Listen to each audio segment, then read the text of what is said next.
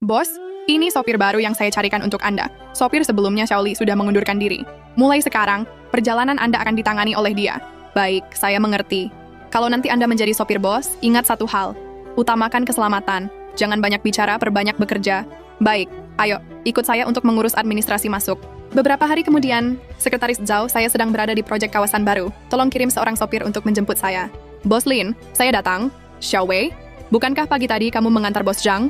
Iya, Bos. Tempat ini cukup jauh dan terpencil. Saya khawatir Anda kesulitan pulang, jadi setelah mengantar Bos Zhang, saya langsung kemari. Kamu pasti sangat lelah hari ini. Tidak apa-apa, Bos. Ini memang sudah menjadi tugas saya. 3 bulan berlalu. Sudah 3 bulan? Kenapa fondasi proyek ini bahkan belum selesai?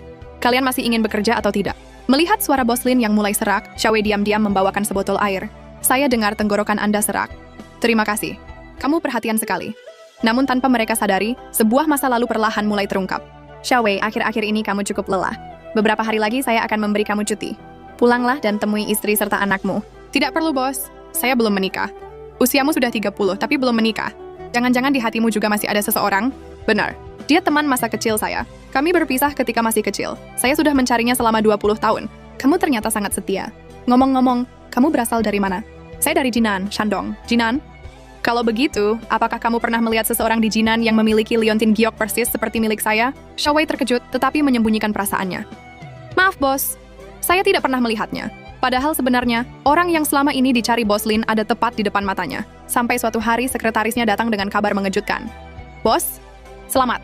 Selamat untuk apa? Orang yang selama ini Anda cari, ternyata adalah Xiao Wei, sopir perusahaan kita. Saya melihat dia memiliki liontin giok yang sama persis dengan milik Anda. Bos Lin berlari mencarinya. Xiao Wei, jangan bersembunyi. Aku sudah melihatnya. Bos, tadi Anda memanggil saya apa? Aku memanggilmu Acang. Kamu adalah teman masa kecilku Acang. Xiao Wei akhirnya tak bisa lagi menyembunyikan kenyataan. Bos Lin, sekarang kamu adalah seorang pengusaha sukses, sedangkan aku hanya seorang sopir. Aku sudah tidak pantas berdiri di sampingmu. Jangan katakan begitu. Mulai sekarang, jangan cari aku lagi. Aku akan pergi. Kita sudah bertahun-tahun saling mencari dan akhirnya bisa bertemu. Apakah ini jawabanmu? Kita bisa berjuang bersama, tapi kalau kamu bersamaku, kamu mungkin akan menyesal. Aku tidak akan menyesal. Aku hanya tahu satu hal.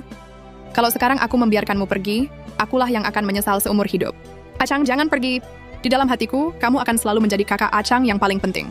Keduanya akhirnya berdiri berhadapan. Setelah puluhan tahun terpisah.